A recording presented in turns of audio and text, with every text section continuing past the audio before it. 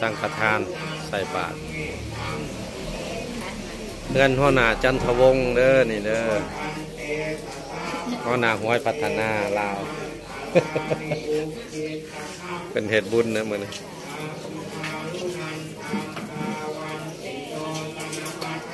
มีหมู่โคเพื่อนพงมาใส่บาตรญาติน้ำญาติพี่น้องบ้านน้องเดินเจ้าภาพใส่แล้ว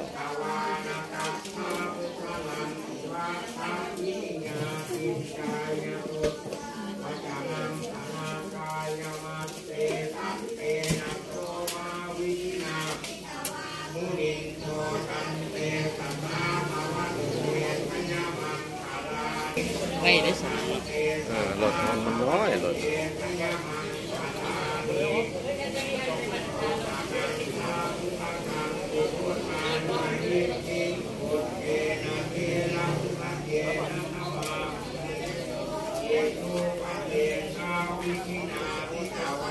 สขเพิ่นกัดมาห่วงเด้อมื้อนี้สข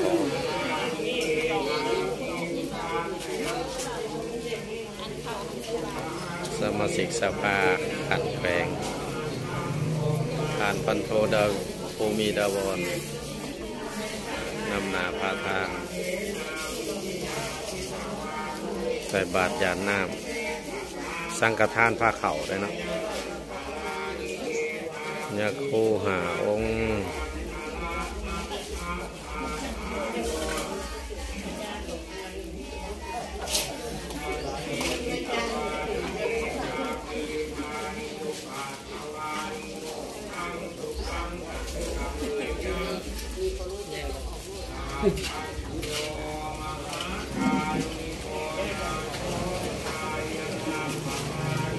มีแม่ย่าหล่าแม่ย่าเกศเมื่อสุคน1 2 3เอาแนมมาเลย1 2 3 1 2 3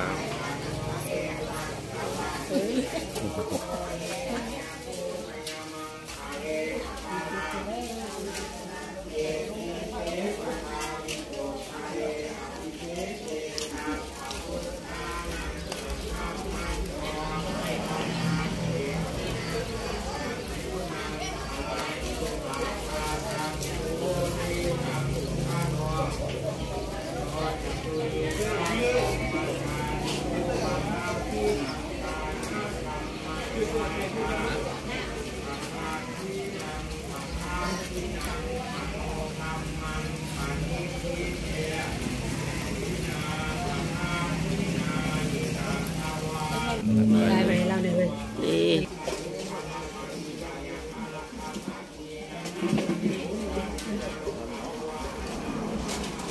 ได้เลยดูก่อนจะเจ็บๆมัดไหมว่าอะไรโจทย์เลยบอถ่ายวิดีโอก็ถ่ายไปนี่ไงนะวันนี้ย่อย่อพูดอะไรถึงนี้ตอนนี้ทำทุกอะไรเลยน้ำอธิษฐาน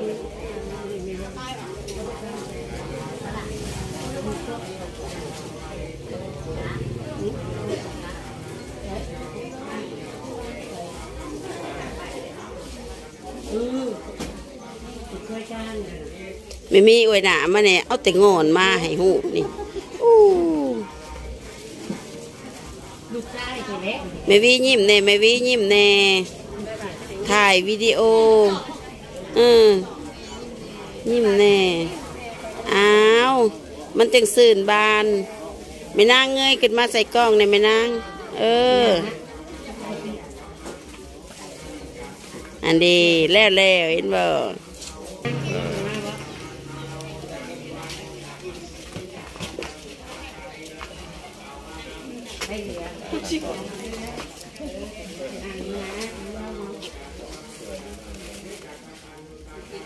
ไปพอดอน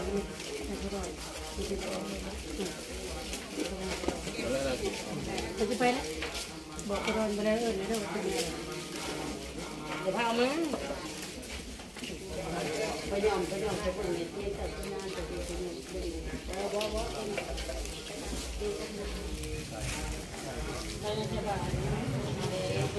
กรับมันเมื่อไรบอกเลยเขาเลย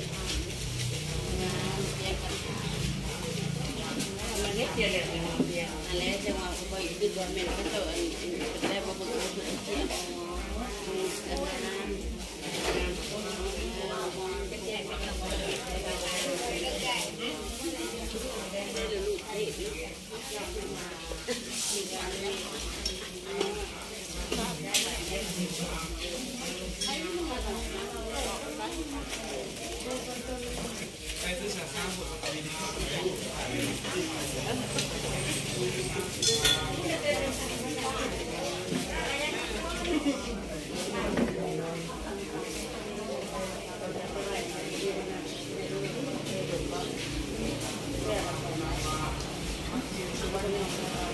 คลิปนี้มีเท่านี้เนาะคลิปหน้าพบกันใหม่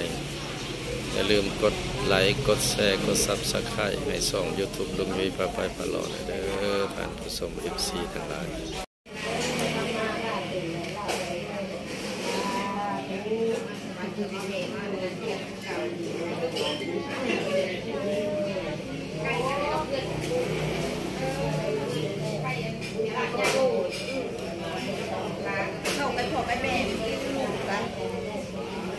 ไม่ได้เลยว่าไม่ได้ใช่ไหม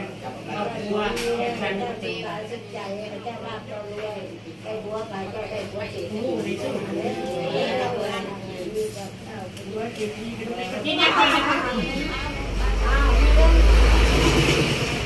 ล่างหนึ่งสองล่างจะได้เศรษฐีเนี่ยจะมาเป็นที่หนังใจจ้าจะเป็นเด็กคนดูเลยเป็นเด็กดีของสังคมเลยจ้าไม่ได้เราตายใจก็ไปเจาะไปนายไอ้ไล่ตามแบบนี้ลูกเชื่อใจเลย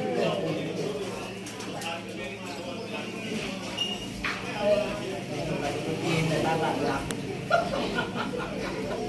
สามบ้านเจ้าที่สามคนไหนเราไม่ช่วยน้องเลยนะพี่ ปีนะนะ บ้านลูกมาใกล้กันเลยเด้อแก้วดีนี่แห้ง